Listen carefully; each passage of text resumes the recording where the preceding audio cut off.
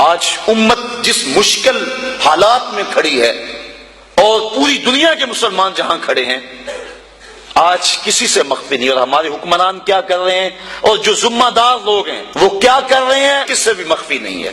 اپنا دین ایمان بیچا جا رہا ہے، تو یہ قرب قیامت کی نشانیاں ہیں۔ تو آج وہی بچے گا جو اللہ کی کتاب قرآن مجید کے ساتھ لگ جائے گا۔ اچھے لوگ تلاش کرے، ضرورت ہے ہماری تلاش کرنا۔ اگر اچھے لوگ کم ہو گئے تو ہم کہتے ہیں چلو نہیں تو نہ صحیح، یہ ہم کیسے کہہ سکتے ہیں جبکہ ہماری ضرورت ہے؟ ہم جگہ جگہ سے ڈنک کھائیں، جگہ جگہ سے ڈسے جائیں، ان اچھے لوگوں تک پہنچنے کی کوشش کریں۔ یہ دنیا چکی ہے اور اس کے دو پڑوں کے نیچے جو بھی آ گیا وہ کچلا جائے گا، بچے گا وہی جو کلی کے ساتھ لگ کے رہے گا۔ تو ہم نے اس کلی کو تلاش کرنا ہے، وہ کہاں ہے؟ ہم کہتے ہیں کوئی بات نہیں، ہم کیا کریں جی، کاروبار کا پتہ ہے ہمیں، کہاں نفع ہے کہاں نقصان ہے، کہاں سودا دینا ہے کہاں نہیں دینا ہے، کہاں کس منڈی سے 2 نمبر مال ملتا ہے کہاں سے 1 نمبر مال ملتا ہے، ہمیں سب پتا ہے۔ دنیا کا سارا شعور اور فہم و ادراک ہم رکھتے ہیں، اور یہاں آ کر ہم بولے بن جاتے ہیں جی ہمیں کیا کریں، ہمیں تو کوئی صحیح ملا ہی نہیں گا، تم ڈھونڈو تو صحیح۔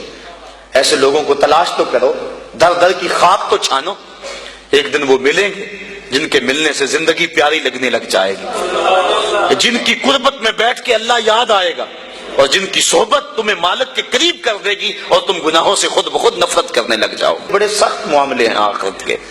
آج ہمیں نعت خواں بھی کہہ رہے ہیں کہ مجھے دیکھ کے جہنم کو پسینہ آئے، یہ تو منہ میں طوطی بولتا ہے جو مرضی کہتا پھرے، یہ تو کل قیامت کے دن پتا چلے گا کہ پسینہ کس کو آتا ہے۔ کبھی جنت کا تمسخر اڑایا جاتا ہے، ہو رے تو کیڑی جنت کا کرنا ہے تذکرہ، اسی جنت کا جس کو رسول اللہ ہاتھ اٹھا کے مانگتے رہے، اسی جنت کا تذکرہ کر رہے ہیں جس کے لیے حضور کا اشتیاق تھا، اسی جنت کی آرزو کر رہے ہیں جس کے لیے حضور نے فرمایا جب اللہ سے مانگو تو جنت فردوس مانگو۔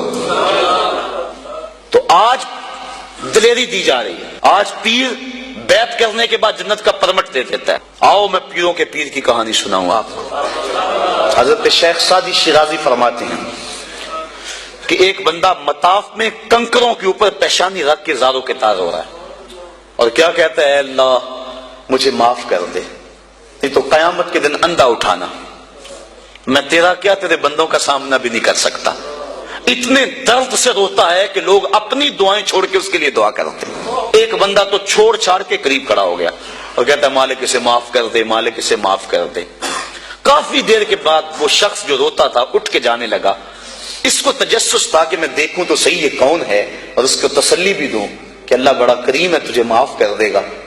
جب اس نے جھک کے جھانک کر دیکھنا چاہا تو چیخیں نکل گئیں۔ یہ زاروں کے تار رونے والا وقت کا غوث شیخ عبد القادر جیلانی، آج کا پیر تو گارنٹی دے رہا ہے نا۔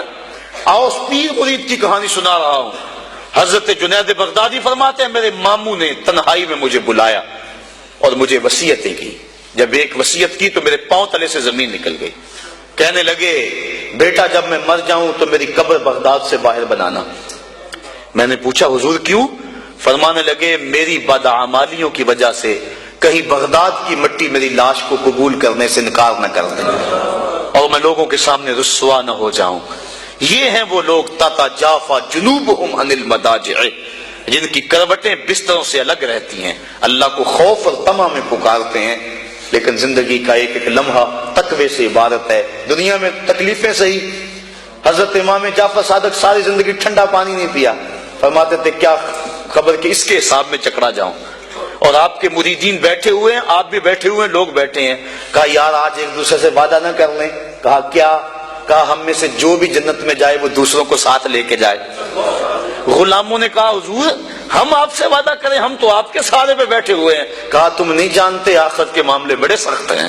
یہ امام جعفر صادق کہہ رہے ہیں، یہ ان کی زندگی ہے۔ جن لوگوں نے اس بات کا خیال رکھا کہ ہمارے رب نے ہمیں پوچھنا ہے اور ایک ایک بات کا ہم نے جواب دینا ہے، یہ بات درست ہے کہ اللہ اپنے فضل سے معاف کرے گا، لیکن سحری کے وقت اٹھ کے سسکیاں بھرنے والا اور رات شراب خانے میں گزارنے والا کیا قیامت کے دن ایک صف میں کھڑے کر دیے جائیں گے؟ یہ کیسے ہوگا؟ غریبوں کا خون چوسنے والا، بیواؤں اور یتیموں کا مال لوٹنے والا اور رات کی تنہائی میں ان کی مدد کرنے والا کیا ایک صف میں کھڑے کر دیے جائیں گے؟ ایسا کیسے ہو سکتا ہے؟ تو صاحب وہ تقویٰ ہے کہ انسان اپنی زندگی کے ایک ایک قدم کو بچا بچا کے رکھے کہ میں اللہ کی ناراضگی سے بچ جاؤں۔